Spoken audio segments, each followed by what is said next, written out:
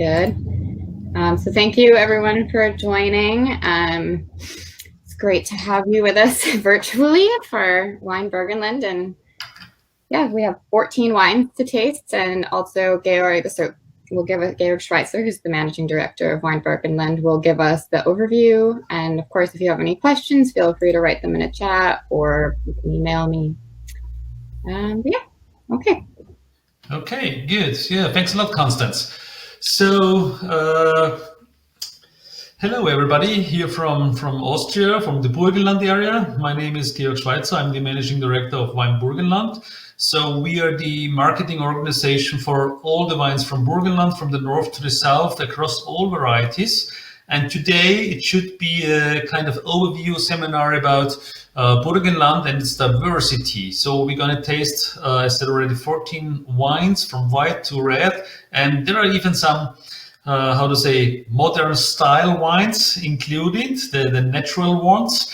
And all of those wines are available in your market. So we took the list of your market in South Carolina and selected the wines just to show all the diversity. And as Constance said, if you have any questions, don't hesitate to write it in the chat, and we will answer it immediately. But before we start with the tasting, I would like to give you a short overview about Burgenland and the wine diversity and the regions in there. So I try to do this one again. Here you see the map of Austria, and Burgenland is on the very east part of Austria located. So the main wine producing areas in Austria are on the east part of Austria because of the climate. As you know, as you are aware that, just try to change the color a little bit on here, yeah.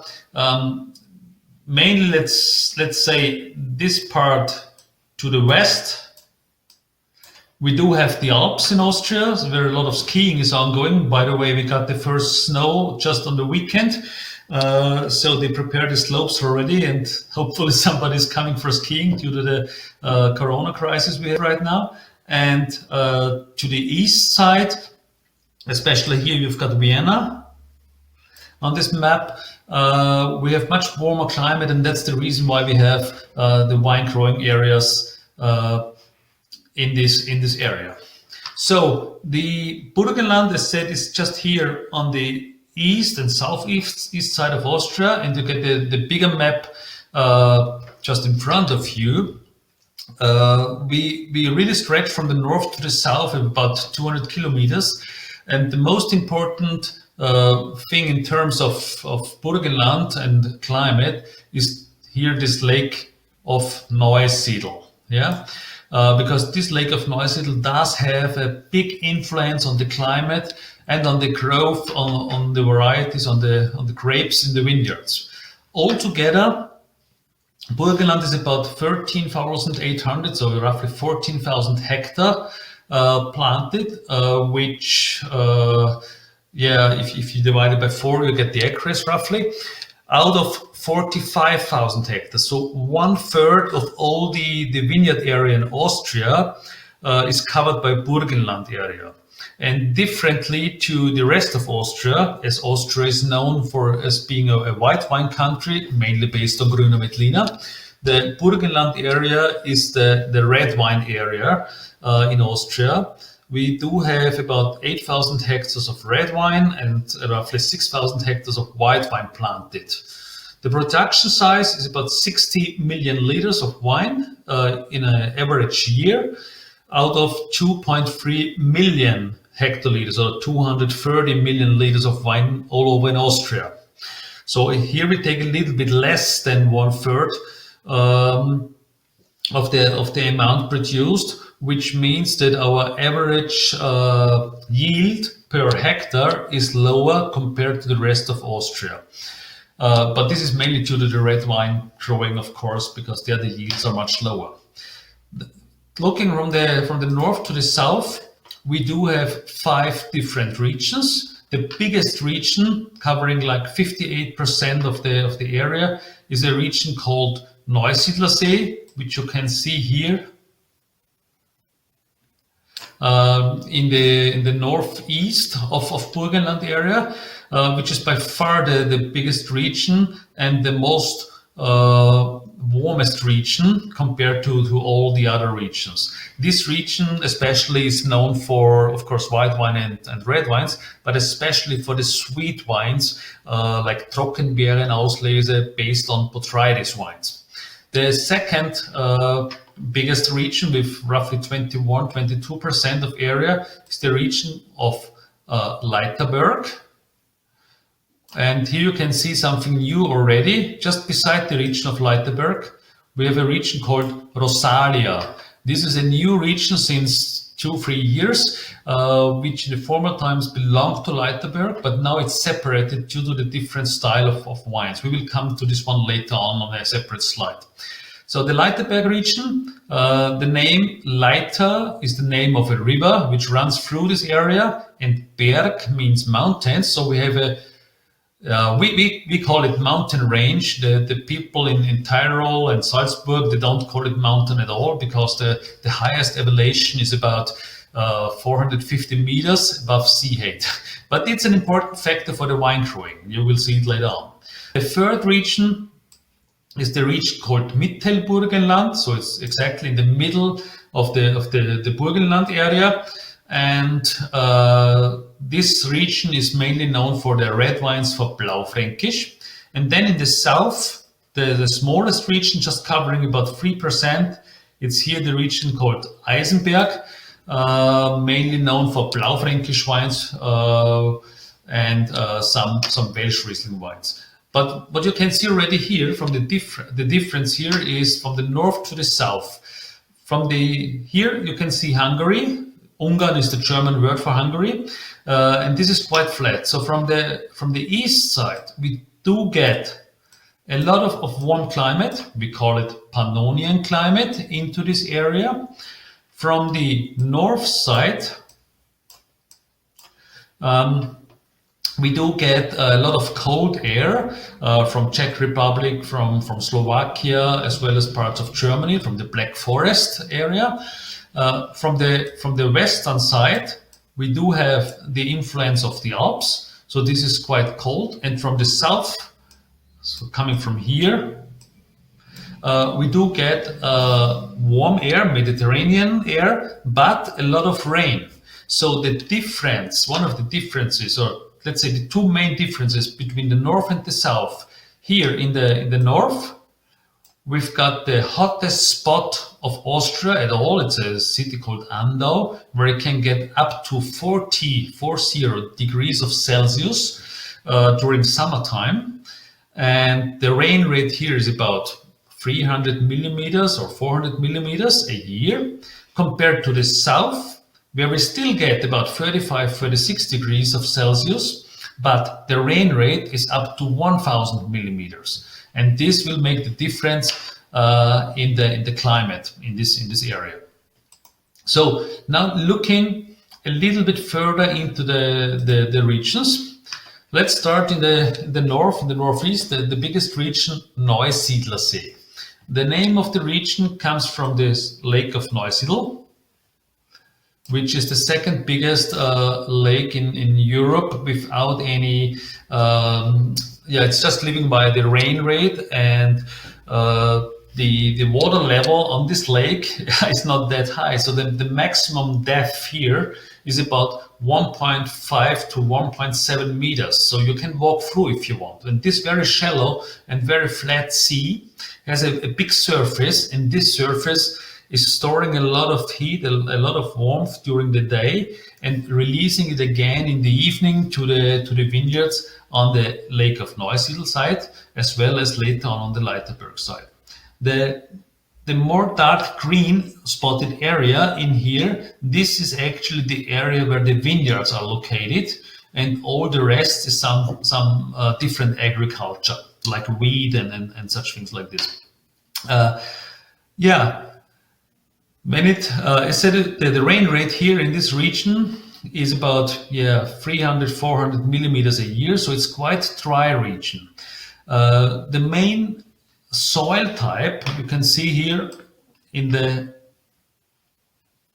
on the slide is we talk about clay, we talk about sand, we talk about gravel. So based on this, all the wine styles are quite fruity. So we get a lot of fruit in the wines. We get a decent acidity, maybe not that high as normal, but we do get really, really ripe grapes. And actually this area is the very, very first area in Austria where the harvest starts. So this year, for let's say simple wines, for easy wines, the harvest started in the second week of August with a grape variety, I do it here, named Bouvet. Bouvet is a variety you might not know, but it's for the very first wines out of the vintage, and it's mainly done for a special drink. It's called Sturm in Austria, which is the must going to be wine, and it's something in between. So it can have like 2%, 3% of alcohol, up to 10% of alcohol, but it's for the young wine. The second thing I want to highlight here in this region of Neusiedlersee is this big variety range we're gonna get, and this is quite common all over the Burgenland area with some specific items or specific varieties in the different region. Of course, we do have Grüner Veltliner in this area as well as in the rest of Burgenland area, and Grüner Veltliner is the most planted white wine variety in Burgenland as well, but closely followed by Welsh Riesling, the second one on this list here. Grüner Veltliner, if you compare it to the Grüner Veltliner from Kamptal, Kremstal, Wachau, so from Lower Austria, it's a different style because we are much warmer, we are much drier, so it's a more robust style of wine. It's a more fuller bodied style of wine, and it maybe does not have this spiciness and this black pepper or white pepper appeal on the palate, but it's more on the, let's say, in the fruity side. So it's a green apple, it's a yellow apple, it's yellow fruit in general. But more important for the area of Burgenland is the second one. It's the Welsh Riesling. This variety has nothing to do with Riesling. It's a separate and a variety on its own. Welsh Riesling does have a really, really good acidity. You can get the wines from the very dry style up to very. So Trockenbeerenauslesen from Welsh Riesling is a quite common thing you get from the Burgenland area, especially from the Neusiedlersee area. Sugar rates can go up to 300, 350 grams per liter with Welsh Riesling. But on the other side, the dry wine, it's I wouldn't say easygoing, but it's a nice wine for everyday's drinkability, maybe 11.5, 12% of ABV, of alcohol, and really, really easygoing. It's considered let's say, indigenous variety of Austria, although it's grown in the whole former monarchy area. So the biggest plantings of Welsh Riesling are currently in Serbia, followed by Hungary, by the way. But it's an important variety for Burgenland and one of the signature varieties for the Burgenland area as well. The next variety I want to mention is the Weißburgunder. You might know this variety as Pinot Blanc. Pinot Blanc has quite a long tradition in Austria, especially since more than 200 years, and it's thought to be one of the best performing Burgundian varieties within the Burgenland area. We do have Chardonnay as well, of course. There's a lot of Chardonnay planted, especially in the Leiterberg region, and the Bouvet we mentioned already. Semling 88 or Semling 88 is a variety also called Scheurebe, mainly used for sweet wines.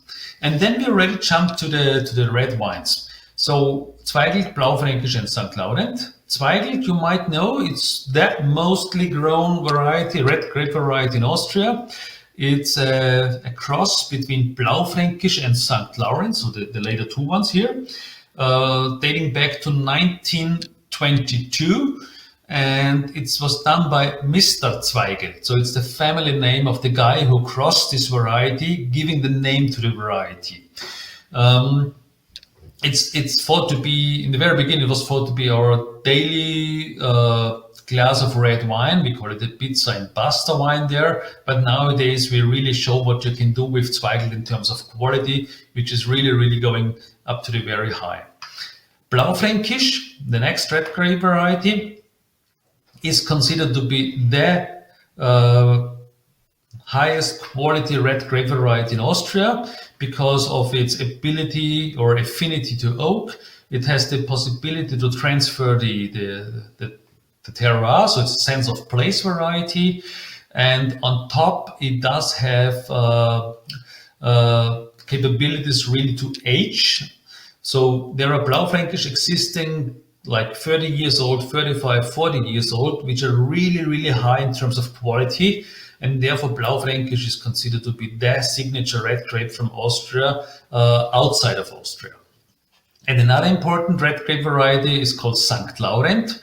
St. Laurent belongs to the family of Pinot Noir. And it's the Austrian version of the Pinot Noir. The main difference is it has got much more color, more deep color.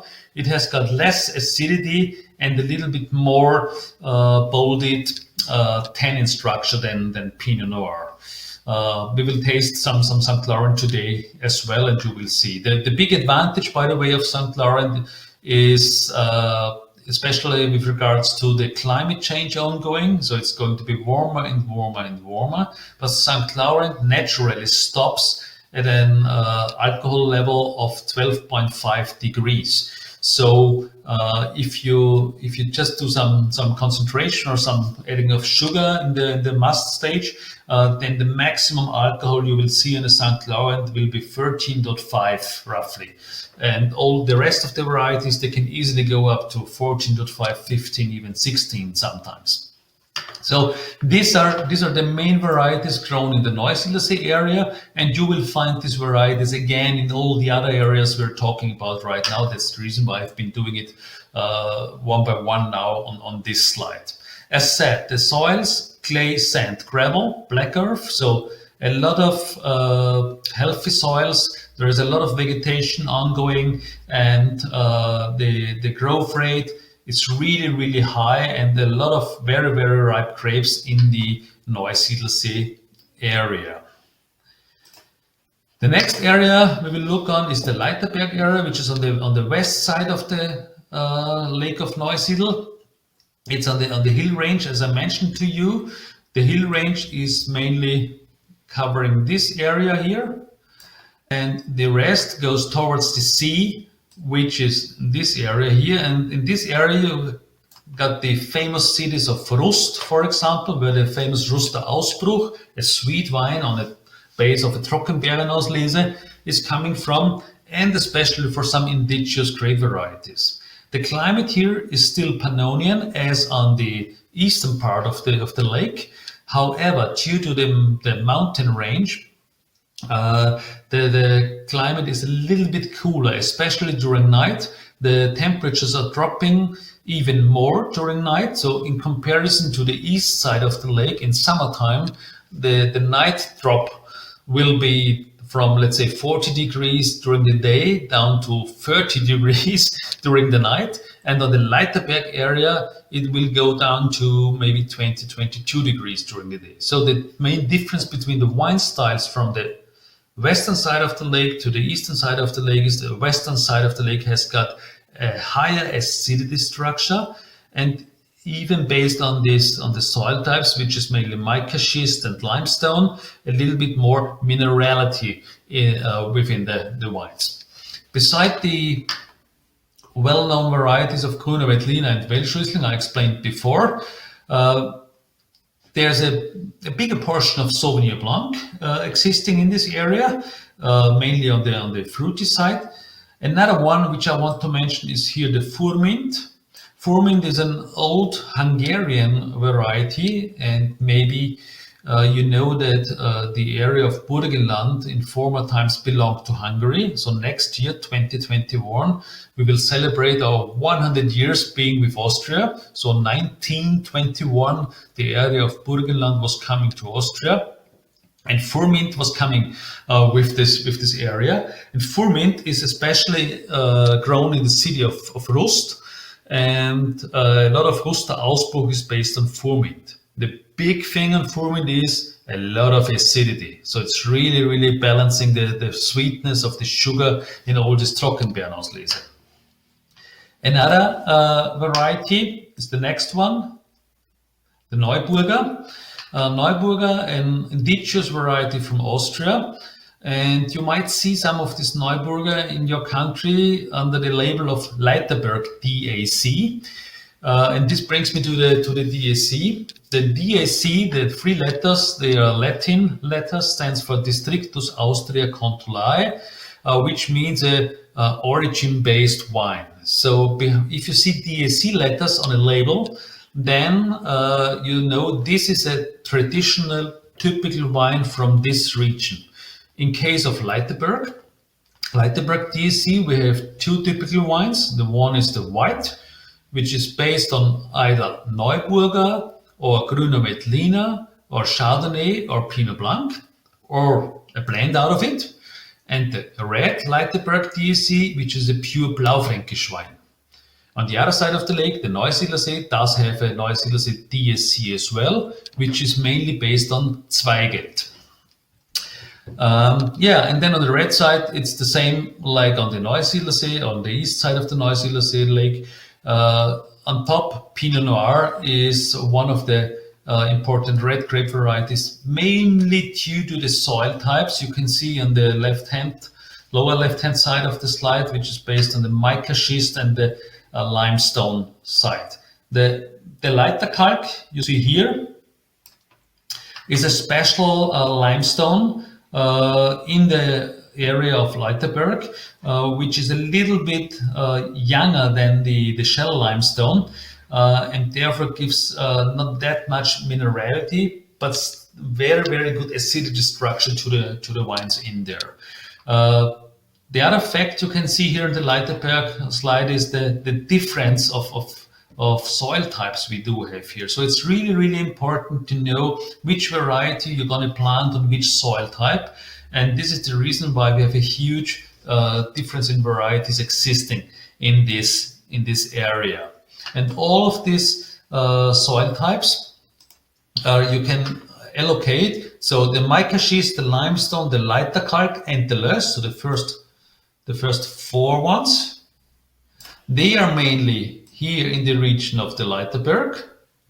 And the other ones, clay, black earth, sand, and gravel, they are mainly located here on the southern part. And this gives the difference in wines. So minerality in here compared to fruitiness, compared to a little bit more volume in this area. So jumping to the next region, which is the youngest region in terms of definition, Rosalia. It's all around the small city of Mattersburg. I would say it's almost the same like Leiterberg region. The big difference here is that Rosalia, due to the closer proximity to the Alps region, has got cooler air during nighttime. So the Rosalia region is a little bit more fruitier, and the amount of löss and clay is a little bit higher in this area. So we get a little bit broader shouldered wines from the Rosalia. The varieties almost the same like the Leiterberg region. And the specific thing here is we've got the DAC, which is a red wine DAC, Rosalia DAC, based on Blaufränkisch or Zweigelt. And we've got, and this is the only one existing in Austria, a Rosé DAC, Rosalia DAC Rosé, which is based on any red grape variety allowed for quality wine in Austria. And this is really the USP and producing really good rosé wines in this area. You will see much more coming up in the US as well over the time, as the DSC just started like 2 years ago. The fourth region we're going to look at in a nutshell is the Mittelburgenland area. Actually, the concentration on vineyards is here to the northeast of this area, plus a little bit here. So in the northeast, we've got the cities of Deutschkreuz, Neckenmarkt, and Horizon. And in the south, we've got the region of Lutzmannsburg.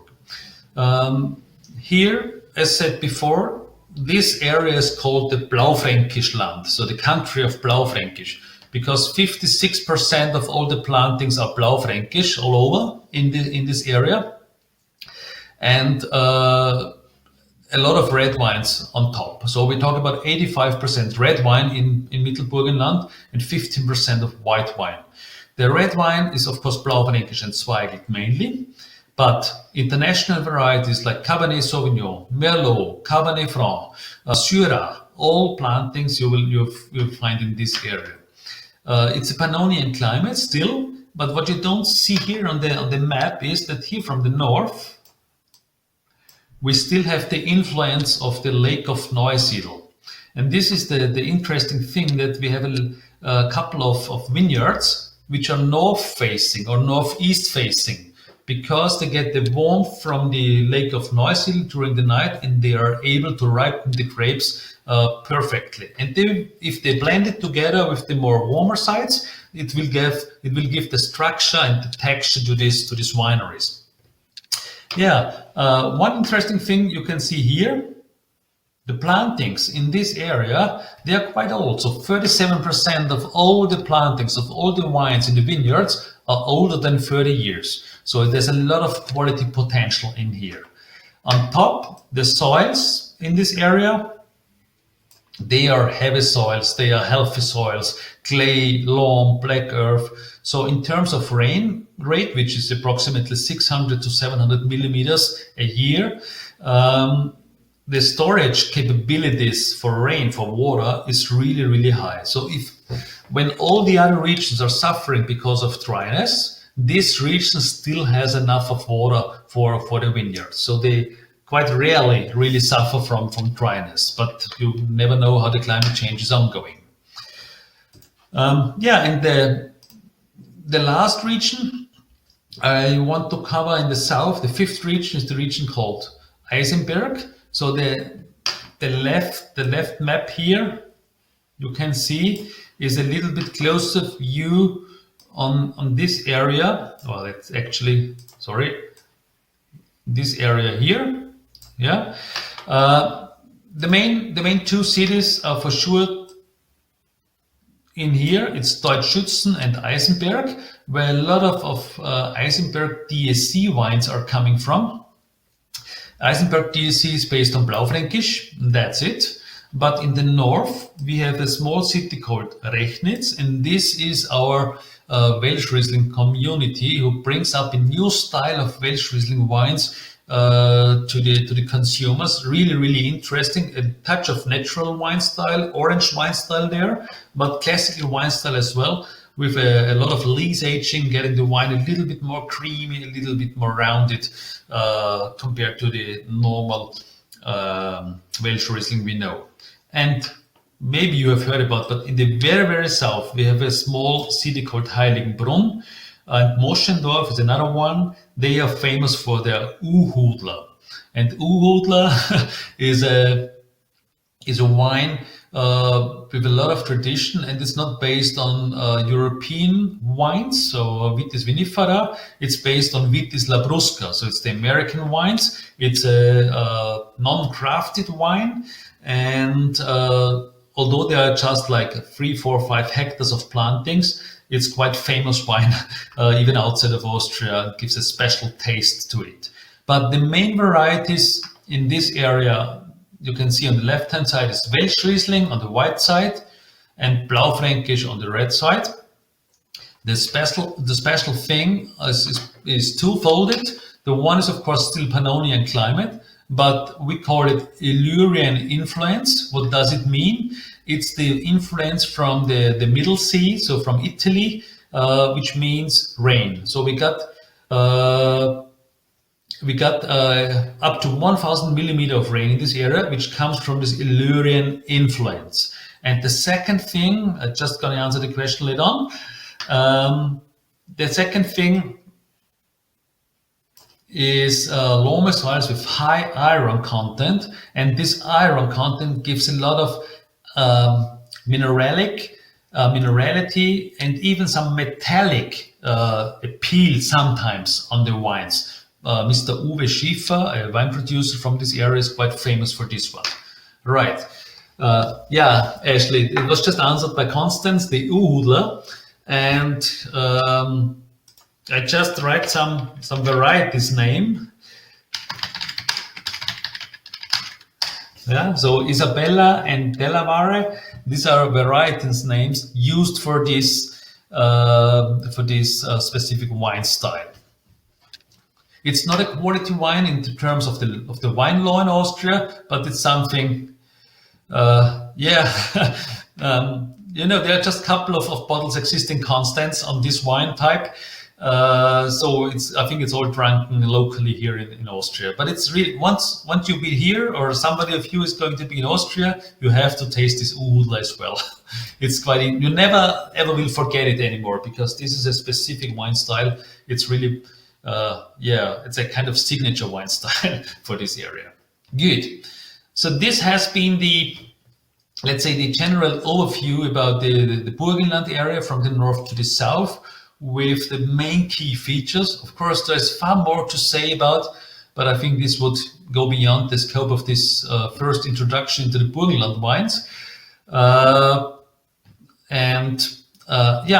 would say let's go on with the tasting, because this is really the interesting thing here, just to see how the wines from Burgenland perform. Okay. It's important to know that been asked during. Yes, so again, the Uhudler, quite low amount of wine, but it's the non-crafted Vitis Labrusca variety, so it's the American-based variety with the taste. If somebody asks about the taste, it's like the raspberry. It's just raspberries and strawberries. The pure fruit style, with a really, really high acidity behind. So we talk about 10 grams per liter compared to a normal wine, which is 6 grams, 7 grams per liter on the white wine style. The color is not red, dark red, but it's a little bit rosé color on the red side. And there's a white existing as well, which looks like a white wine, but the smell, again, is a lot of grapiness in there, and interestingly, raspberries again. Good. So I would say let's start with the sparkling wine. And if there are questions, just write it into the chat. I will try to answer. Yeah. So I've got almost all of the wines here as well, which should be the same as you are going to taste. So here is our sect. Let's open it. I will explain on sect, what does it mean. So, this was a lot of pressure, I would say, in the wines. I have to clean my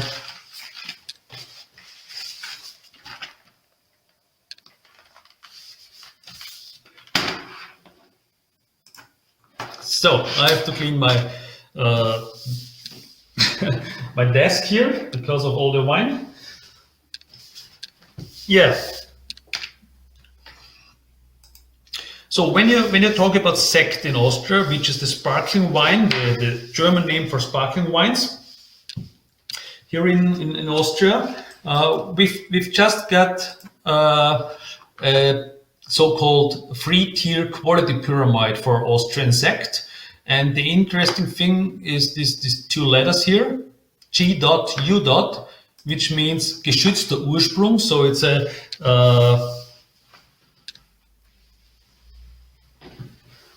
Yeah, so just cleaning up the mess here I just produced. So, which just stand for designation of origin in this pyramid, and you can see the 3 steps of sect. It's the classic, it's the reserve, and it's the grosse reserve. The main difference here is that in the classic area you can really cover almost all of the sparkling wines in Austria, regardless of the method of production. So it can be injection, it can be tank fermentation, it can be even a second fermentation in bottle, as long as there are minimum of 9 months of lees aging included. When we go up to the reserve, then the only allowed method producing the sparkling wine is the traditional bottle fermentation. So it's the method champagne, which is used here, and the minimum of 18 months on lees maturation. And the grosse reserve or big reserve, again, just bottle fermentation is allowed, and at least 30 months on lees. So this is one way how the quality pyramid on sect is done in Austria, but the law still allows you to produce normal sect. So there's a difference between sect G.U., which is according to this pyramid you see in front of you, and the normal sect, where no definition on lease time, on method of production or something like this is just behind. It does not mean that the normal sect is of lower quality. It can be, but one of let's say a couple of the best known sect producers in Austria, like Mr. Sigeti, the sect you have in front of you, is really famous for, let's call it, normal sects, as well as sect G.U. So what's classically on this sect especially, we call it Gustav Klimt edition. First of all, it's a Blanc de Blanc. Blanc de Blanc in this case means, of course, white grape varieties like in the Champagne, but it's purely Chardonnay which is used. It's Gustav Klimt edition. You know Gustav Klimt, the famous painter and artist from Austria. And on the label you can see the Adele, which is this maitresse, let's put it like this, or it used to be his maitresse. And this sect was produced because there was 2015, there was the year of Gustav Klimt in Austria, and Mr. Sigeti, based in Gauls, has been producing this sect. So this sect based on Chardonnay, Blanc de Blanc, hand harvested, done like the method of Champagne, bottle fermentation, second fermentation in bottle, and kept on the lees for about 20 months. So let's try this sect.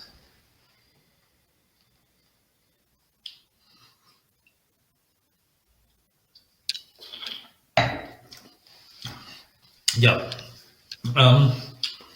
For me, it's a quite fruity sect, beside the fact of lees aging. So you can even smell the brioche in there. You can smell some bread crust in there, beside the green apple, a citrus appeal in the nose, a touch of earthiness I got as well.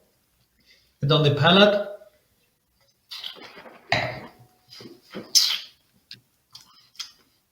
yeah, on the palate, quite good acidity. You can see the number here. It's about 7 grams per liter. And the style is brut.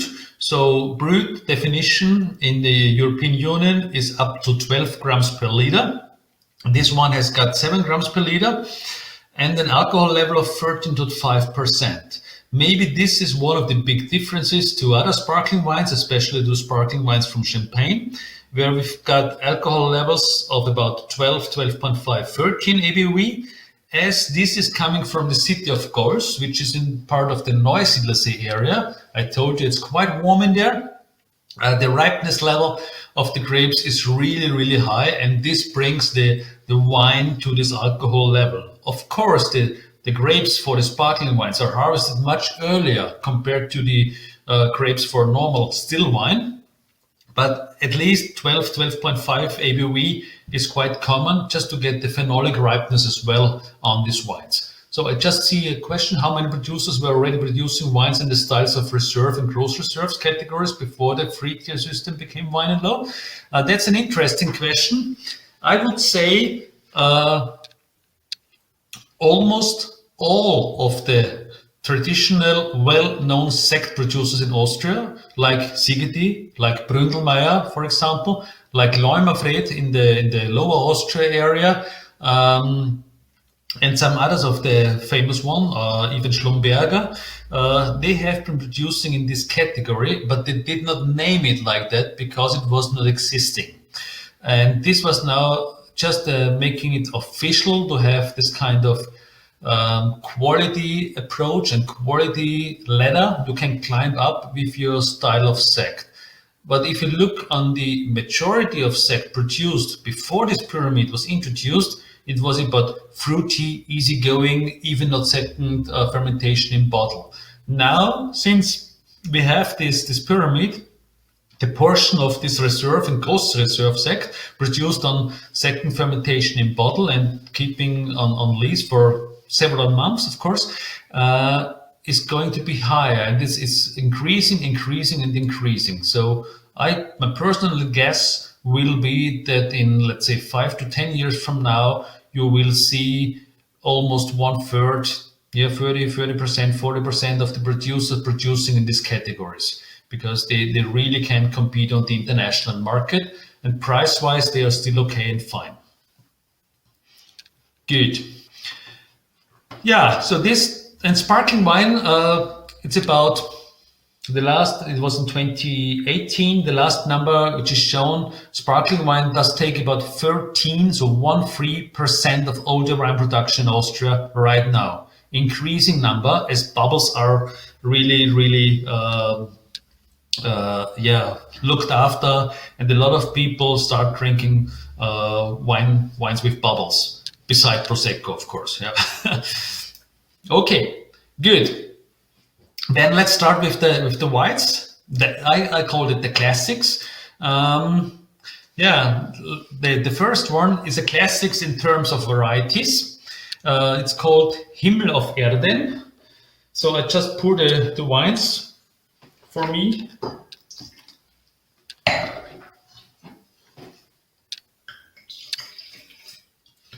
I just put the whole flight.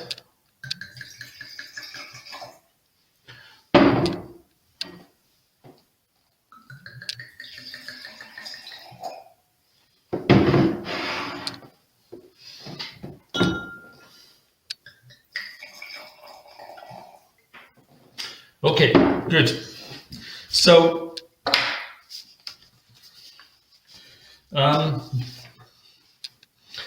the first wine, Himmel auf Erden, Weiß 2018, means sky on the earth, white 2018.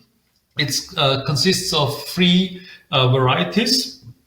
S, and this famous A with the 2 dots above, yeah. It's called Semling. Semling as variety. MU stands for Muscat. In that case, it's Gelber Muscatella and Muscat Ottanel. And SB stands for Sauvignon Blanc. So this is a blend between these 3 varieties. And Mr. Christian Tschida, based in Ilmitz, so it's coming from the Neusiedlersee region. He's one of our, let's say, forerunners on the, let's say, natural orange wine movement. So he's a kind of low intervention guy for his wines, meaning he's just, when you see his vineyards, they are really left somehow on their own in a positive sense, of course. So they are educated to fight against diseases on their own. And there's just a little help from Mr. Tscheda's side, from Christian's side, to support the wines in growing and get all the grapes ripe. Once you see the wine, you can already see it on the color in the glass. First of all, there's a touch of turbidity in the wine, so it's not crystal clear as the normal school of wine producing is telling you. So this is the first thing, and this is the reason, because of this turbidity in the wine and the cloudiness, the little cloudiness, it's not called quality wine in Austria. Quality wine, what does it mean? If you get a quality wine in Austria, you have to go through a judging panel. The judging panel, first of all, is taking all the chemical measures of the wine and comparing it with the law, if everything is fine. And the second thing is a tasting, so it's a sensoric approach. And if the wine is without any fault and the wine tastes like what is written on the label, so if it's Grüner Veltliner, it should taste like Grüner Veltliner, then it gets the quality number. And one of the factors for getting the quality number is no cloudiness, whatever it means, yeah. And this one is cloudy, so just for this reason, it cannot get the signature being a quality wine. What does not mean it's not quality at all. You will see it when you taste the wine.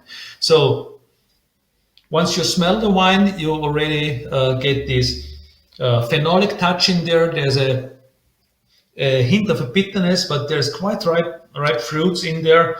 There is yellow fruit, a peach, and the pear. For me, there's a touch of earthiness. There's quite interesting yogurt, so I guess it has been doing some malolactic in there as well. Some grape aromas, and for me a touch of exotic flavor in terms of oranges. Yeah, quite interesting. Let's taste.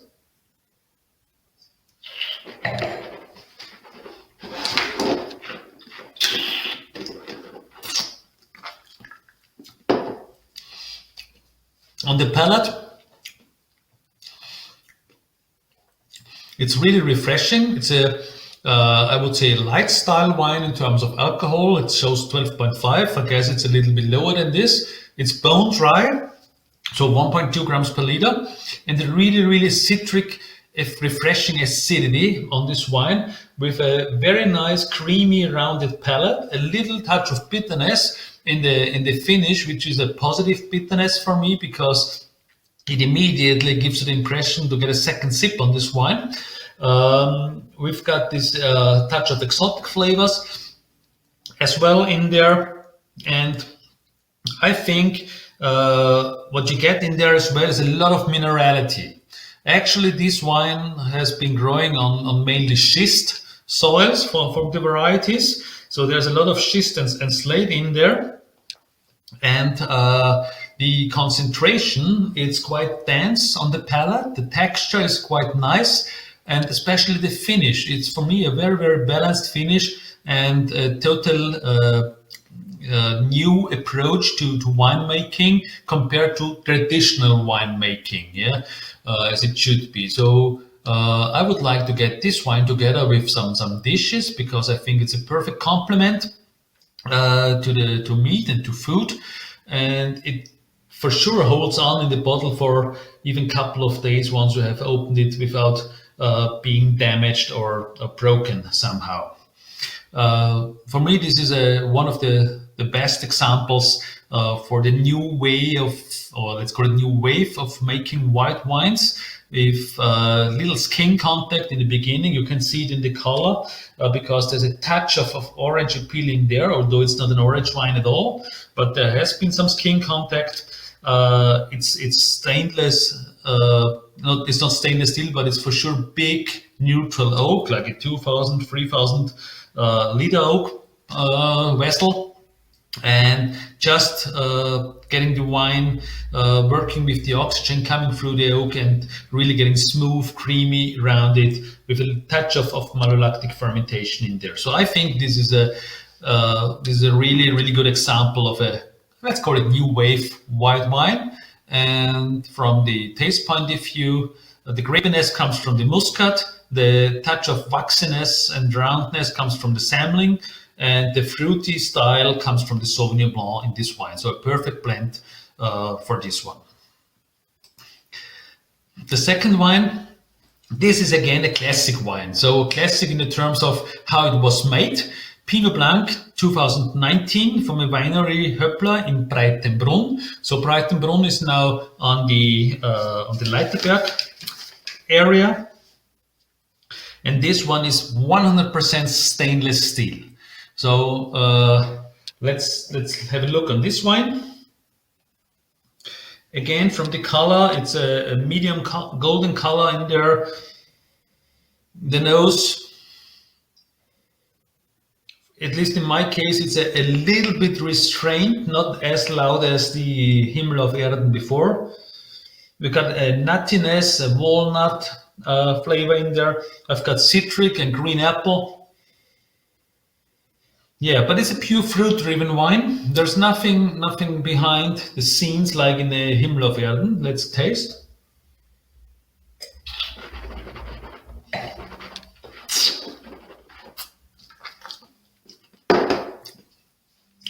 Yeah, so this wine is dry as well.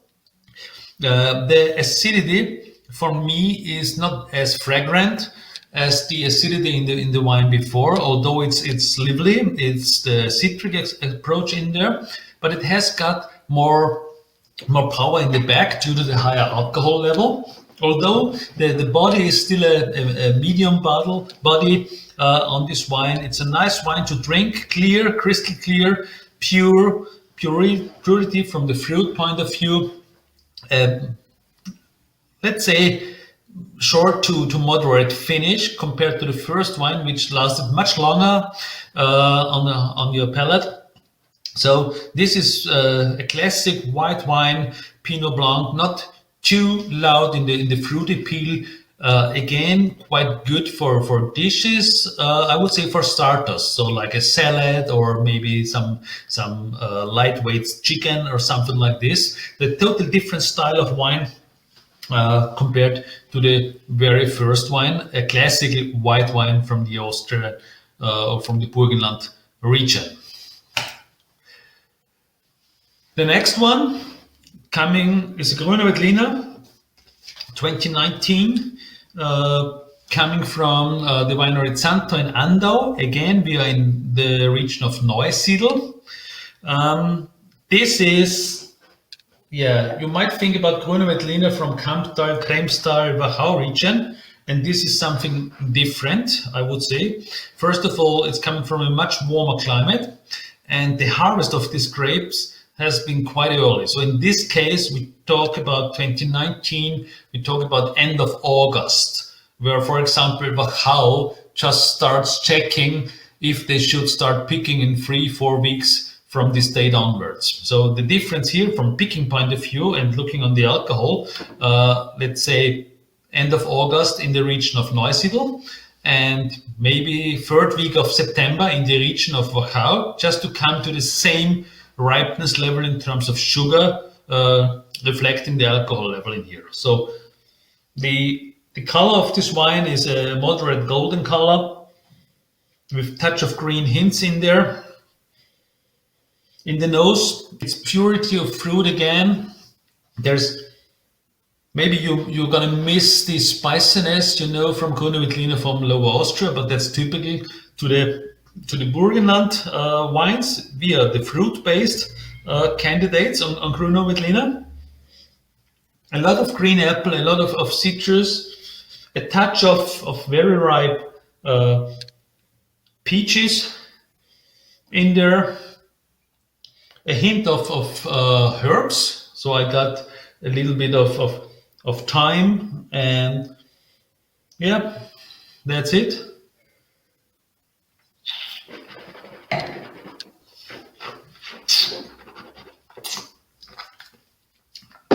On the palate, it's a quite lean bodied wine, low alcohol wine because it doesn't warm up that much in the back. It's bone dry again. It's a really even more from the feeling point of view or from the experience point of view, acidic, although it's just 6 grams per liter, so it's less than the one before, but it's more citric. This is due to the more leaner body. on the palate, and it's about green apples. So Granny Smith apples, I think they are the perfect description for this wine. Yeah, a nice glass of white wine. You can drink it on a daily basis, which is perfectly fine for starters, as said before, salads or things like this. So you should start with this kind of wines in the classical style. Here we talk about 100% stainless steel treatment. And maybe a short word about the vintage 2019, as we is now the second wine of 2019. 2019 has been a very, very good vintage in Austria. It's called a vintage of the decade. And interestingly, all vintages dating from 1959 onwards, having a 9 in the end, are their vintages of the decade. So 59, 69, 79, 89, 99, 2009, and 2019 are always the vintages of the decades, which is quite interesting. 2018 has been a good vintage with a lot of crop and a very high ripeness level. So the alcohol levels is much higher on 2018 compared to 2019. Although the balance is much better on the 2019 compared to the 2018. So there's a saying that you will drink 2018 first, then you will drink 2017, and then you will drink 2019. So this is currently the understanding in the Austrian market. But as said, this wine, Grüner Veltliner 2019, a classic example for Grüner Veltliner from the Neusiedlersee region for daily consumption. Purity of fruit is there with a nice refreshing acidity, good to drink. And the last one in this flight is International Variety Chardonnay 2017. 2017 has been a good vintage as well, I would say, especially after 2016, because in 2016 there was a lot of frost and hail ongoing. 2017 was much better. Mr. Paul Ax is coming from Gols, again the Neusiedlersee region, which is that region for Chardonnay, for as well as Pinot Gris and Pinot Blanc. And this is his classic Chardonnay. The color. The color, again, moderate or medium golden color in there with some green hints. In the nose, for me, it's a classic nose of a Burgundian variety. A Chardonnay, a touch of exotics is in there with pineapples and kind of bananas. This wine did not go through malolactic fermentation. You can see it on the acidity level, and I think you can smell it because it's quite refreshing. A lot of citrus is in there, but beside the citrus you have as well a little bit of mango, a little bit of lychee. Yeah, that's it.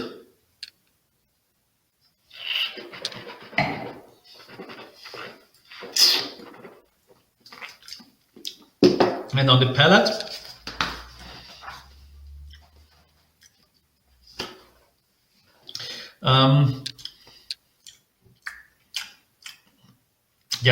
on the palate, you can see a little bit more roundness, more robustness, although it's just 12.5 ABV. But this is mainly due to the fact that a bigger portion of this wine, about 80%, has been done in stainless steel and 20% aged in big neutral oaks. So the vessels there contain 2,000 liters, and this portion, which worked with a little bit of oxygen for a couple of months and then blended back to the stainless steel version of Chardonnay, makes this roundness and more creaminess on this wine. It has been kept on the fine lees as well for a couple of months.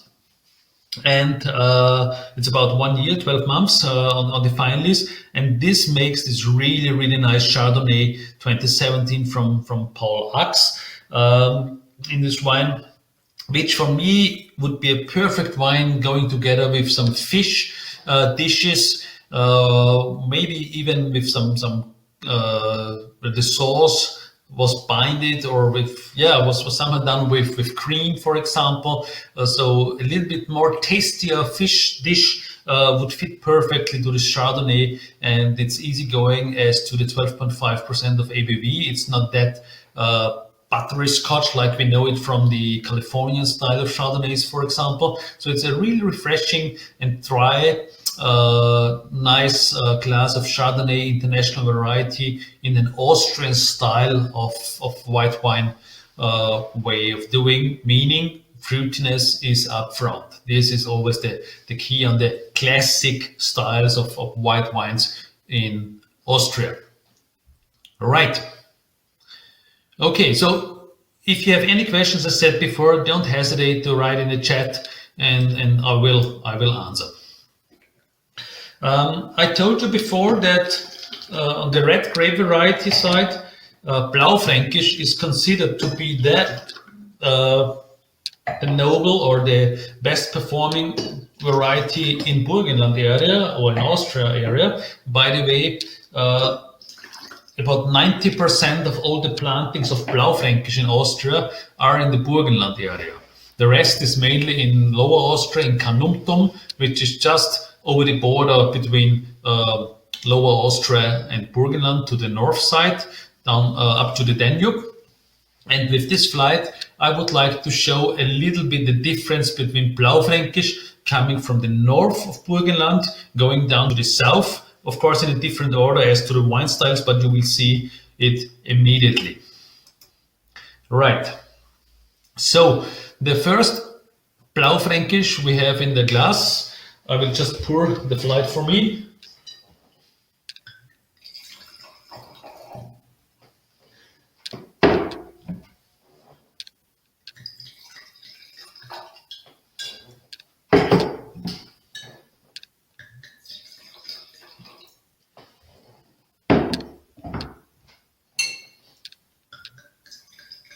So I've got it all in glass.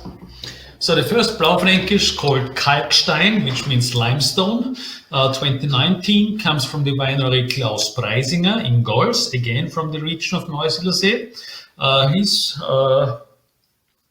He's a organics producer in his vineyards, and Blaufränkisch from Kalkstein means he was only choosing sites where a high lime content is in the vineyards, because Blaufränkisch loves to grow on lime. Yeah?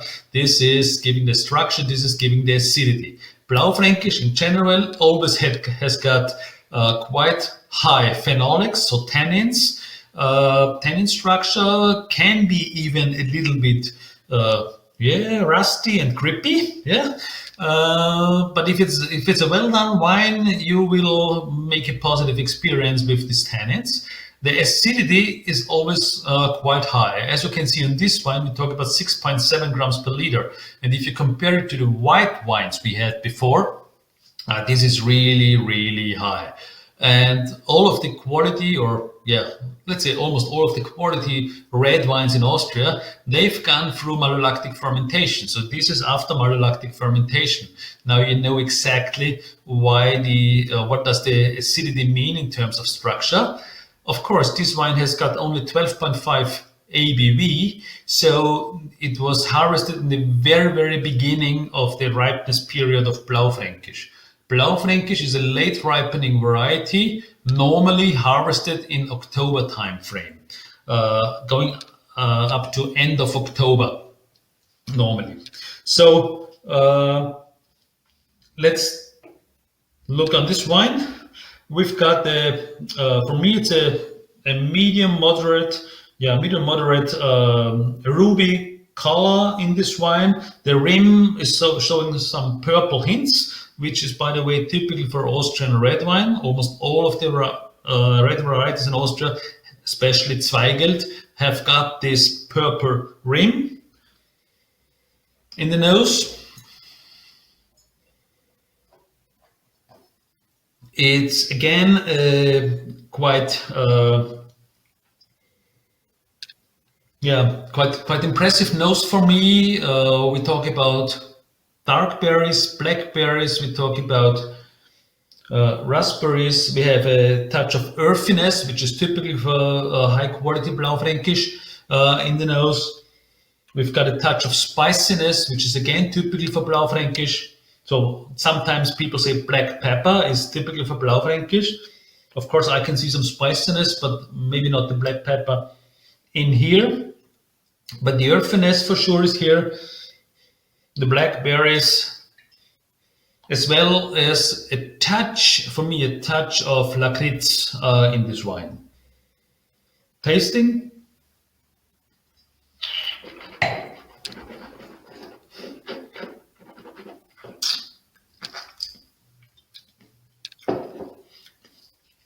Yeah.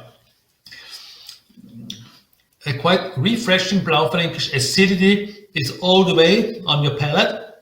So it's a refreshing, quite lively type of Blaufränkisch. You can have you feel this limestone, the minerality in there. The red berry fruit, the dark red berry fruit is there, blackberries, but on top a little bit of cherries, red cherries. In the finish, you get the spiciness of this wine. A touch of herbal character is there as well. And for me, it's a quite long finish on this wine, playing a little bit between the different red berry style as well as the earthiness given by this wine. So it's a quite interesting style of wine based on Blaufränkisch, which I would say is really one of the signature Blaufränkisch from this area, showing all the attributes of a typical Blaufränkisch with the tannins. There are a lot of tannins in this wine. You need to work a little bit with these tannins, but they are not green, they are not unripe, they are really ripe, they are full-bodied, and they are really, really nice to drink. I would like to get this wine together with some meat, maybe some beef. It would be a perfect fit. There is no touch of oak, so no vanilla, no roasted aromas or things like this.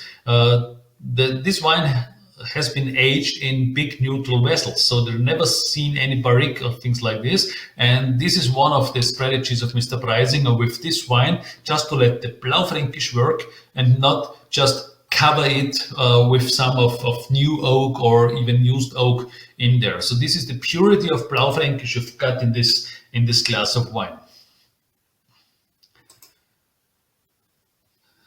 On the other side, we've got a Blaufränkisch Classic 2017 from the winery Strehn in Deutschkreuz. So this is now that Blaufränkisch area I told you before, the Mittelburgenland.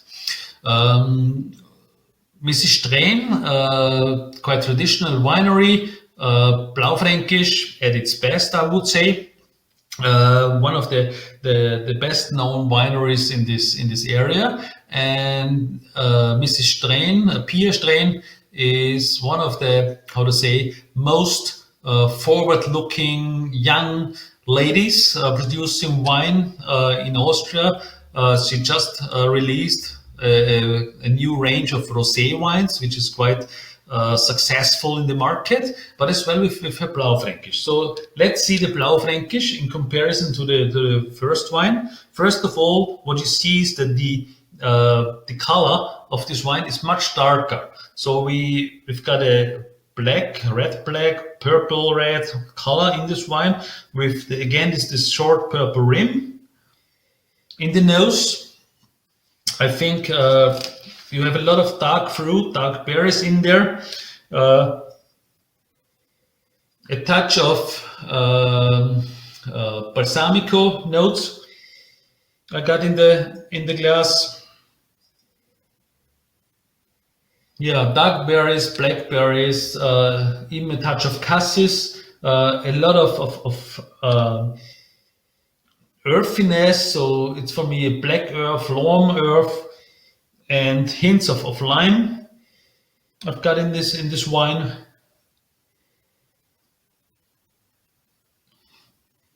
And a touch of very, very well done plums jam, so to say.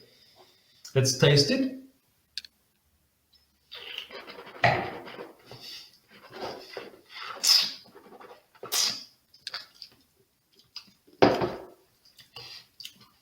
Yeah, So this is more full-bodied wine compared to the first wine. Acidity is still refreshing. It's a bone dry wine. You can see the sugar level is on 1 grams per liter. The warming of the alcohol in the back is much higher compared to the wine before. We're talking about 13% ABV. There's a lot of fruit in this wine, and it's a pure fruit driven wine. It's this black earth, it's the blackberries, it's the raspberries, it's even some touch of cassis now for me on the palate. We've got a herbal element, we've got the spiciness here again in the finish, like with the first wine, which is typical for Blaufränkisch. And I think this is Blaufränkisch purity from the grape point or from the variety point of view to 100% as a traditional Blaufränkisch should be. And for me, it's a kind of benchmark. If you want to show a typical Blaufränkisch in a classical style with a lot of ripeness in there, then you have to go for this Blaufränkisch in the glass from Mrs. Pia Strain, which is really, really nice to drink. And even, I would say, even you can go with a steak in there or with a quite heavy piece of meat together with this Blaufränkisch, which will fit perfectly. The thing is, which is again different for me on this wine, is the tannins. The tannins are much more demanding on this wine. They are much more bold. They are much more in front compared to the wine number one. It's a different style. It's a different area. I told you, quite heavy soils. So even the tannins are much more punchy compared to the wine number one. But it's a perfect fit. It's balanced. It's harmonic. So everything is fine in this wine. Looking to the next wine, going to the very south of Burgenland. Maybe you remember the Eisenberg region, where we had a lot of iron content in the soils. This is a Blaufränkisch coming from there. It's called Blaufränkisch Bella Joschka, which, by the way, means nice-looking Joseph. Yeah? It's the name of the father of the winery, and it's coming from the winery Wachter Wiesler in Deutschschützen. It's an Eisenberg DAC, so again a classic wine, and the Eisenberg DAC does mean there should not be any oak touch visible or tastable on this wine. So actually this wine is grown in neutral, big oak barrels again, has done some malolactic fermentation within the oak barrels. And stayed for about 11 months, 12 months in 3,000 liters neutral vessels. So let's taste this wine. The color, I would say, is kind of the same compared to the wine before, the Mittelburgenland. So it's a dark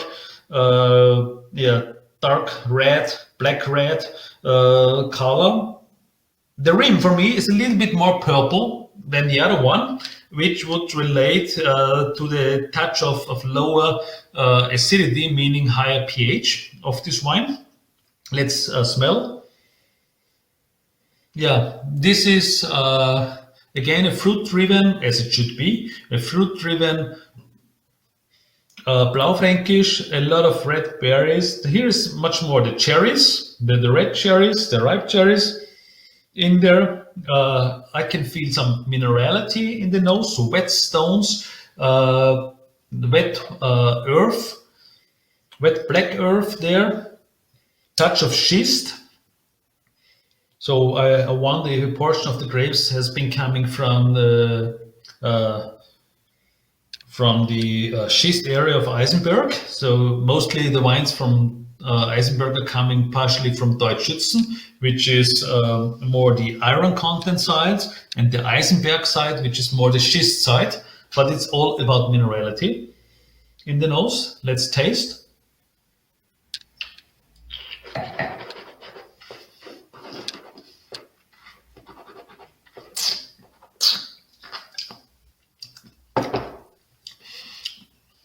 Yeah. Bone dry again, still refreshing acidity in there, a little bit more demanding tannins, maybe not that bold like the tannins from the wine before, but more more how to say structured tannins with a little bit, in a positive sense, more grippiness.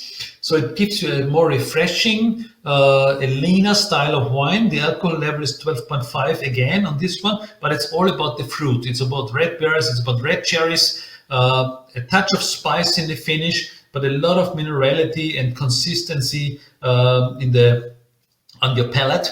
You can feel, and for me, a more sophisticated finish, which is playing on your mouth, always like, being once on the tannin side, then on the fruity side, then the acidity is coming through, whereas the wine before was more punchy in the finish, like really having a heavy black earth style of wine in there. So this, again, another style of Blaufränkisch. So if you compare now the Blaufränkisch from the north to the south, just to make it, before we taste the last wine, the Blaufränkisch in this flight, we've got the Neusiedlersee Blaufränkisch, which is purely on the fruit base. We've got the Mittelpunkt Blaufränkisch, which is much more heavy, more tannins, more darkness, more down to the earth. And we've got the Blaufränkisch from Eisenberg, which is a little bit more structured, more refreshing.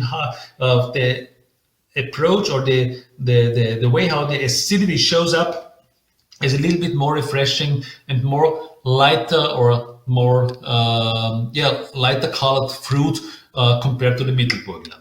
I just see Ashley has been asking, what's the history parentage of Blaufränkisch again? So Blaufränkisch is an indigenous Austrian grape variety. Actually, it's not Austrian. It's dating back quite long. So the first mentioning of Blaufränkisch in our area, actually it was in the area of Slovenia, which belonged to Austria at that time, was back in 1750. So the middle of the 18th century. And even before that, Charlemagne the Great has been introducing a kind of dictionary for grape varieties. And all grape varieties which were considered to be of high quality were called Fränkisch. Fränkisch comes from the name of France, and every wine grown in France has been of high quality, and every wine grown somewhere else has been of low quality, at least at that time. It was back in 1500. Yeah? So this is the reason why it got Fränkisch in the name. Blau comes from the color, which means blue. And as said before, 1750 roughly, Blaufränkisch was mentioned the first time in our region here. It's a cross between two varieties you for sure never heard about. It's Weißer Heunisch, so it's white Heunisch, which is a white grape variety, and the Blaue Zimmettraube, which is a red grape variety. So Blaufränkisch goes from a white and a red. Maybe this is the reason for getting the tannins and the acidity, or the other way around, in this wine. And since 1750, Blaufränkisch has always been the leading red grape variety. At that time, Austria and Hungary were still together in terms of monarchy. And today, the plantings of Blaufränkisch, the majority, of course, is in Austria. But there's another big portion in Hungary that's called Keck-Frankosch. There's a little bit in Germany. There it's called Lemberger, and a little bit in Italy, there it's called Limberger. It's all the same. And as said, it's a quite old historically grape variety here in Austria. And even Chances Robinson said like 1.5, 2 years back that Blaufränkisch really can become the new shooting star in terms of quality red wine compared to all the other regions based on Cabernet, Merlot, and so on. So let's see how it's performing. But Blaufränkisch, I think at least the first 3 ones we tasted here, they really, really show high quality and potential. And they have keeping qualities. Even the classic ones, like the last one, this Belayoshka, you can drink after 7, 8, 9 years after release, no problem. It's still alive. It's still a very, very good wine. Okay. Good. And the last Blaufränkisch, again, from the winery Moritz in Groseflein. So it's the Leiterberg region. Although, to be honest with you, the grapes are coming from different areas. So one of them being in the Leiterberg region and 2 of them being in the Mittelburgenland region. But Mr. Moritz is a is a winery doing, let's say, the modern way of wine making. Meaning you could consider it a little bit in the natural area, but still we're talking about very, very good wines, drinkable wines, and really transporting the sense of the place and transporting the variety in the bottle. So Blaufränkisch 2017, grapes coming from Neckenmarkt, Lutzmannsburg, and some from Zagersdorf. Zagersdorf is in the region of Leiterberg. The color of this wine, very, very dark, short purple rim in the nose. It's again about fruitiness, it's dark cherries. It's again especially for me, the spiciness and the minerality from the Leiterberg, and the punchiness, the fullness from the Mittelburgenland area. So it's a perfect combination of these two streams. We get a little bit of malolactic taste in there, so it's a yogurt tone. Let's taste.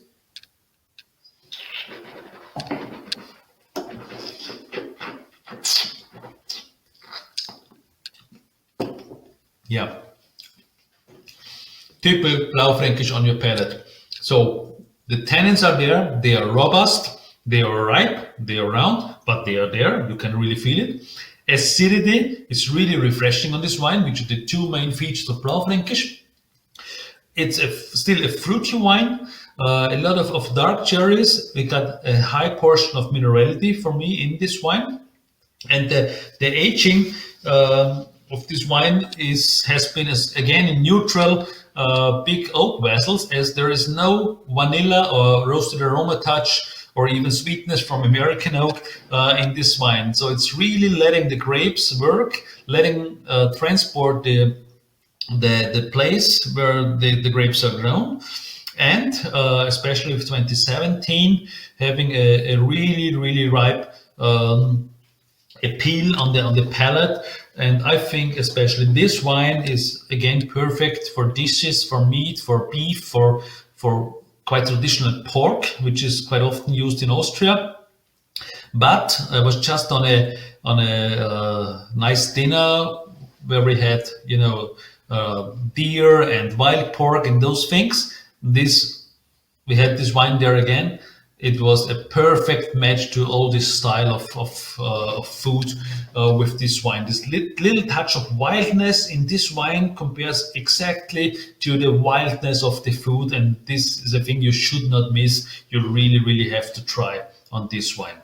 So you can see 4 different styles of wine with the same variety. So this is one of the main features of Blaufränkisch. You really can transport the place where it's grown without using any, new French oak or American oak or things like this. It's just a variety on its own with the place where it's grown, and then made it to purity. A lot of fruit, a lot of tannins, a lot of acidity with a very good structure and a very long finish.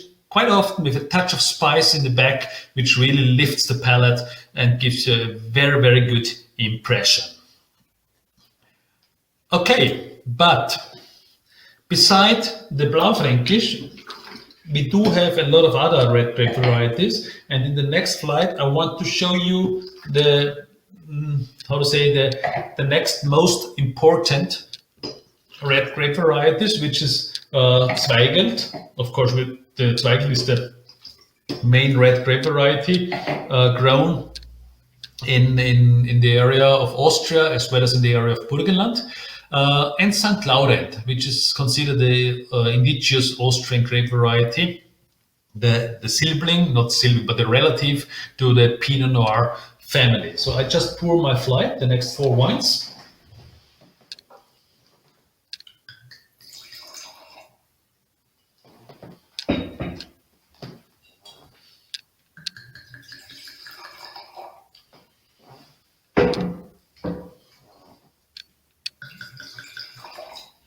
So let's go on with the first wine in the glass. It's the St. Laurent. As said in the very beginning, St. Laurent, indigenous Austrian grape variety. It belongs to the Burgundian family, to Pinot Noir. There has been a time where St. Laurent was planted in Burgundy. It's still there, to be honest, but the main plantings are in Austria. And this St. Laurent 2018 is coming from the city of Tatten, or the village of Tatten, we have to say, which is in the region of Neusiedlersee. And Neusiedlersee, beside the Leiterberg region, is one of the main regions for St. Laurent. St. Laurent, in comparison to the Pinot Noir, first of all, a little bit more tannin, but more round tannin, more healthy tannins, lower acidity, and a darker color. So let's see if this is true on the first glass with this St. Laurent. Yeah, for me it's a very dark, almost black in the middle of the wine, with a short rim. Again, the purple rim is here, like for the Austrians. When you nose the wine, it has got a little bit of wildness, a wild touch in the nose. So for me, this, especially with this bottle I got here, it's a nice refreshing wildness beside the dark berries fruit, which should be kind of normal for St. Laurent. So we talk about blackberries, blueberries, and bilberries in there. A hint of quite ripe plums jam even in there, and a touch of earthiness. Let's taste.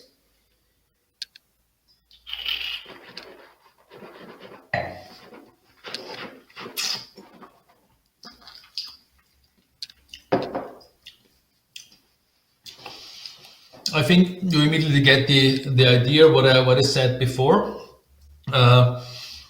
Bone dry style of wine, a moderate acidity, nothing compared to the Blaufränkisch before.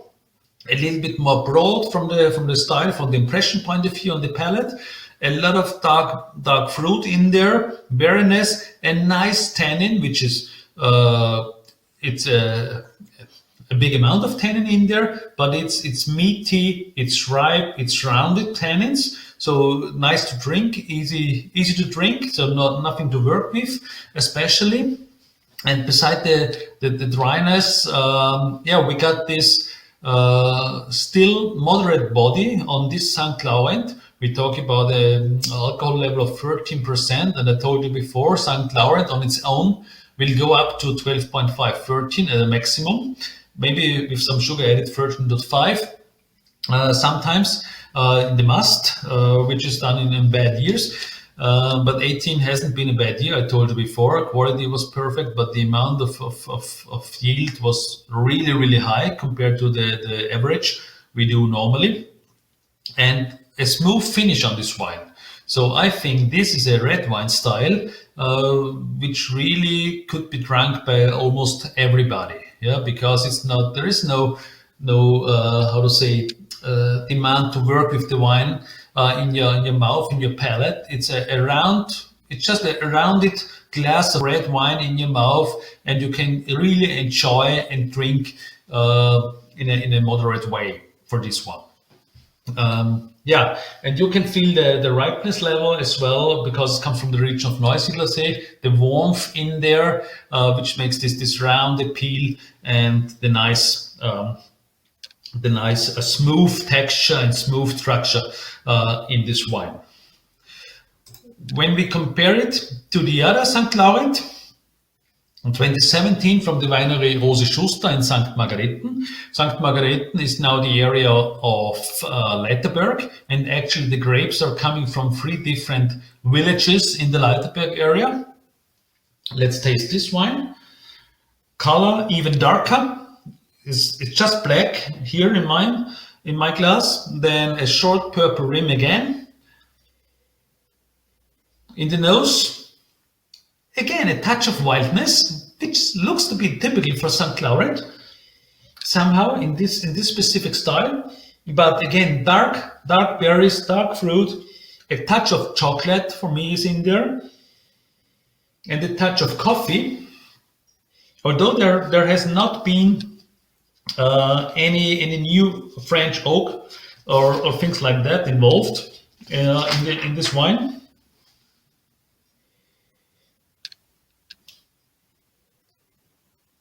Yeah, let's taste.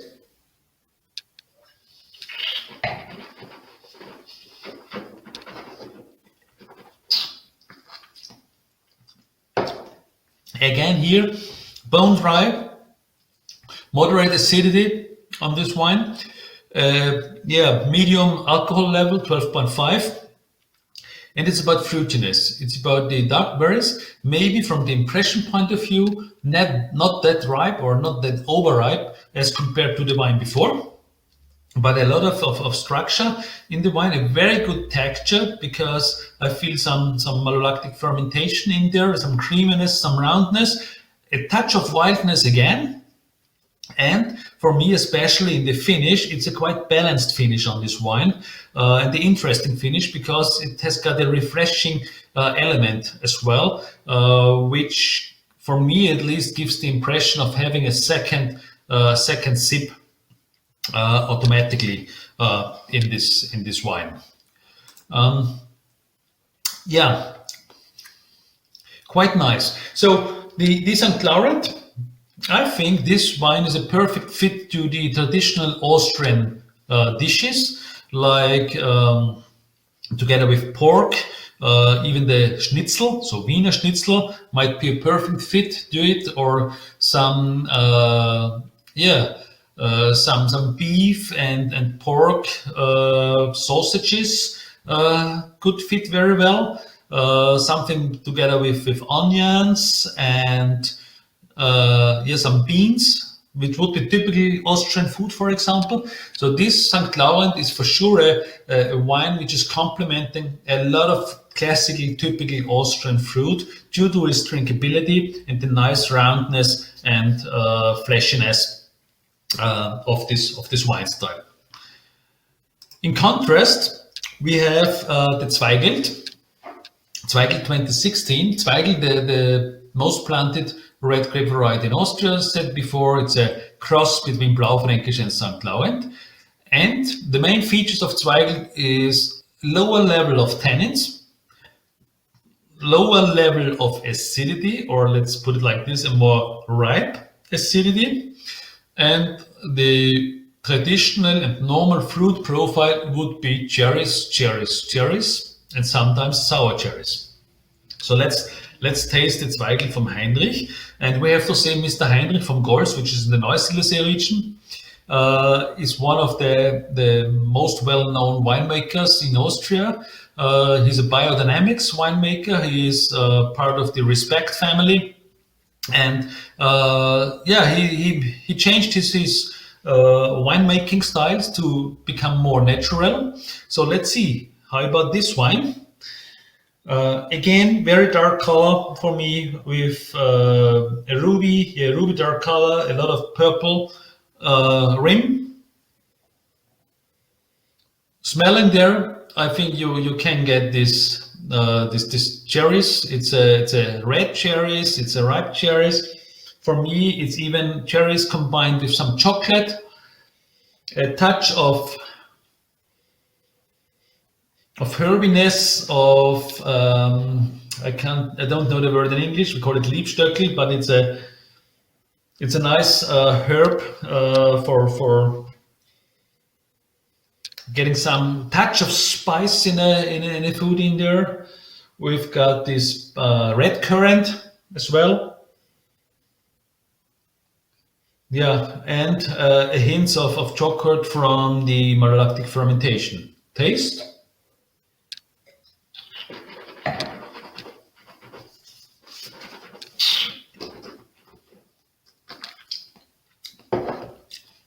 This is from taste point of view a classical Zweigelt you would expect, because the very first thing you get in your palate is the fruitiness. It's about cherries, ripe cherries, red cherries, There's a roundness from the tannins point of view, so nothing is really working in your mouth and blocking your mouth. It's round, it's soft, it's nice, it's balanced. The acidity is just on the perfect level to have the refreshness on this Zweigelt with this wine. And believe me, this is one of the benchmark Zweigelts in Austria, in a more open way, or produced in a more open way, meaning there was neutral vessels, big vessels, 2,000, 3,000 liters. Oxygen has been able to smoothen out and round the wine a little bit, make it really approachable. And the good thing on this wine, as you can see, is the alcohol level of 12% of ABV. So a good red wine does not need to have 13.5, 14, 14.5 ABV. You can have a decent glass of red wine with 12% of ABV as well. It's a bone dry wine, so fermentation has been done completely.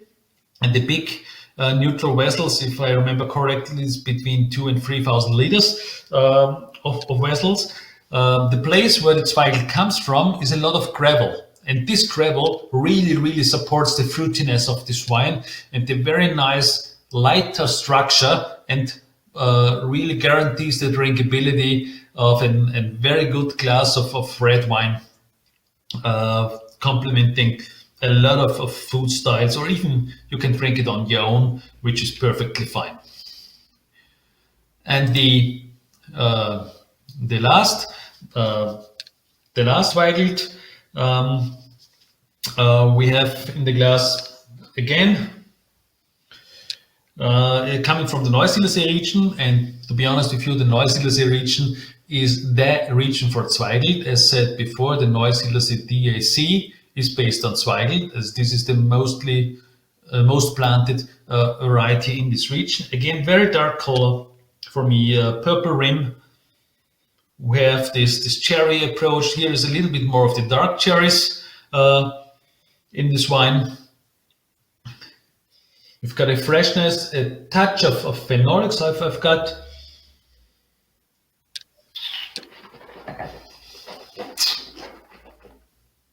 Yeah.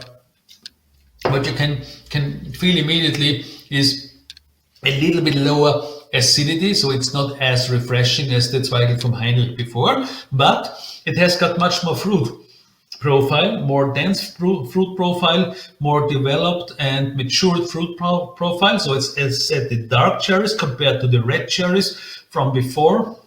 The dryness level is the very same. The tannins even smoother than the wine before. Yeah, so it's again a very nice glass of red wine based on Zweigelt with a lot of fruitiness. And I think a lot of people will like to drink this wine, as this is really, really approachable, balanced, and really harmony on the palate with this Zweigelt from Mr. Paul Ax from the Gols area. Right. And last but not least, I think so. I need to spoil or to rinse my glass, because we've got the sweet wine, and sweet wine is a must in Austria. We do have a lot of sweet wines. We do have, thanks to the Lake of Neusiedl, I mentioned before, we do have almost every year the natural noble rot, so the botrytis here in Austria. And of course, if you talk about Spätlese and Auslese, which are the first two categories of sweet wine, we don't talk about botrytis. But if we talk about Beerenauslese or Trockenbeerenauslese, then we talk about botrytis. So with Trockenbeerenauslese, it would be almost 100% botrytis on the grapes. And if you talk about Beerenauslese, the majority normally is with botrytis. You know, botrytis, this noble rot, will puncture the skin of the grape. Then the liquid, the water inside, is able to disappear, to go out, and the high concentrated content will stay in the berries. And this is then harvested by hand, of course, because you cannot do it with machines anymore. You would damage all the grapes. And then it's pressed and fermented. Quite often fermentation takes 1 year, 2 year, 3 years, depending on the density of the must, because sugar levels, as you can see on this wine, the finished wine does have 133 grams of sugar, comparable with the alcohol level of 11% of ABV. So if I just make a simple calculation, then roughly 190 grams of sugar have been fermented and the rest left. So the must was on a level of about 320 grams per liter of sugar. I just see a question from Eric. In general, what's the utilization of whole cluster stem inclusion red wine in Burgenland? Yeah, it becomes more. Still, the traditional way of doing red wine in the Burgenland area, especially for the mainstream wines, is 100% destemming. Yeah, just to get the purity of fruit in there. However, on certain varieties, and even sometimes Blaufränkisch is considered in certain regions. For this one, whole cluster stem inclusion and sometimes partially stem inclusions is done to give a little bit more structure to the wines and to force the tannic. However, this is only done in very, very ripe vintages, because the stems, they do have phenolics as well, and they normally have the green phenolics in there. And only in very, very ripe vintages. So once the stems and even the seeds in the berries turn brown, then they are ripe, and then you can include them in the vinification process. Of course, talking about the whole cluster inclusion, this depends very much on the pressing level, so on the pressure you're using in the press. How much of these phenolics you want to have included. But the utilization is becoming more and more, as it's considered to have a more fruity and at the very same time a more structured wine in terms of tannins. Does Morris have stem inclusion? Yes, especially this wine we have in the glass. They do have this is done with stem inclusion. It depends on, as I said before, it varies and depends on the vintage, on the ripeness of the vintage, how much stems are included, right? Especially jumping on this topic now, especially on the region of Neusiedlersee, which is quite flat. A lot of wine is done with machine harvest. And of course, if you have machine harvest, you cannot include any stems anymore, as the stems are left on the wines, and you just get the grapes and the berries. So stem inclusion is considered to be a method for really high quality wines, or for wines done in a more modern way to get more structure in there. But it's becoming more and more common, especially for wines like Moritz, for wines like Strähne and so on. I hope this answered the question. If not, just continue your chat with me. Well, you may be writing. Let's go to the Cuvée Beerenauslese from Mr. Kracher. I think the winery Kracher is quite well known around the world. Mr. Kracher has been the sweet winemaker of the year in London several times on the road. This one, the Cuvée Beerenauslese 2017, is a cuvée from 60% Welsh Riesling and 40% Chardonnay. The biggest portion, 85% of this wine, is done in stainless steel, and 15% is done in French barrique barrels, and then blended together. And the result we've got in the bottle, in the glass in front of us. One typical thing what you see in the Austrian sweet wines is, beside the high level of residual sugar of 133 grams per liter, we've got the acidity level of 6.3 grams per liter. And this is always quite important, to have the balance between sugar and acidity. Otherwise, the wine gets gluey on your palate and it doesn't give you any pleasure in drinking. So let's have a look on this wine. In my glass, I can see a deep golden color. With a lot of left on the glass in there. The nose, one thing which comes immediately into your nose is again honey, and honey, or the British guys would say marmalade, as they talk about the orange marmalade, in there is coming from the botrytis. But beside the honey, I've got a lot of exotic fruit, dried fruit, pineapples, bananas in there, peaches, apricots, touch of herbs, which maybe come from the Welsh Riesling in there, quite ripe apples. Yeah, but it's a pure fruit-driven Beerenauslese, which is consistent with the stainless steel treatment, the majority at least of the stainless steel treatment. Let's taste.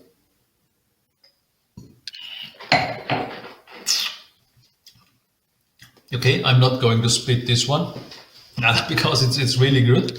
Although it's 133 grams of sugar per liter, I think it's not tasting like that. And this is mainly due to the acidity I've been mentioning before, the 6.3 grams per liter, which makes it really refreshing.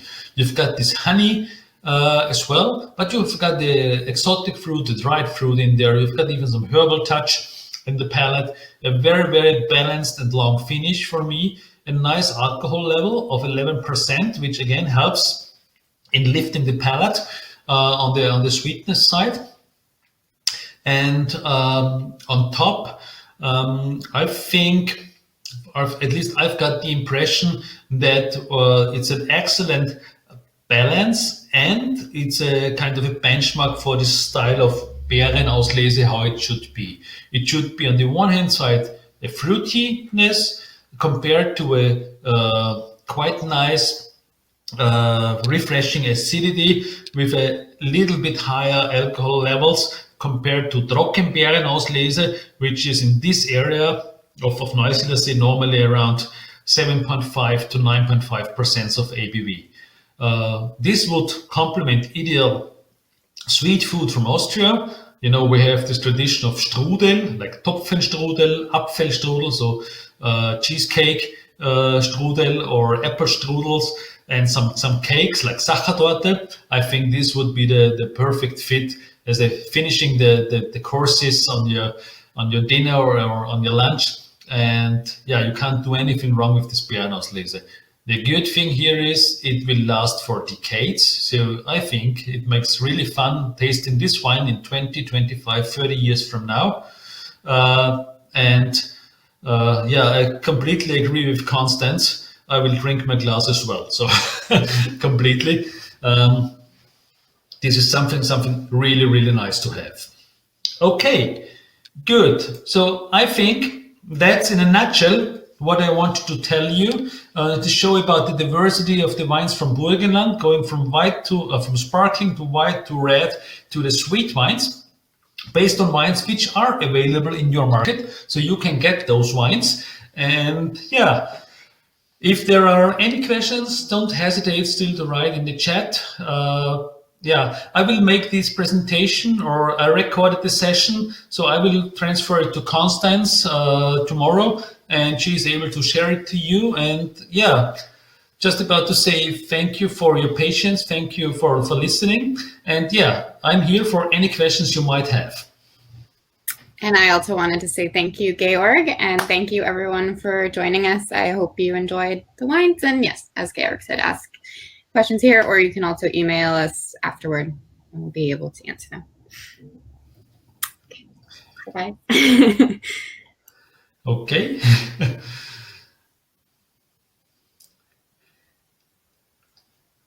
Okay, so yeah, as said by Constance, if you have any questions even afterwards, just drop an email to Constance and I'm going to answer it, no problem. Thank you so much for listening. Thank you. Enjoy still your day. For me, it's finished. It's like 6:30 in the afternoon now, and all the best, that we stay all healthy. And of course, if you drink a lot of Burgenland wines, you will stay healthy, I can assure you.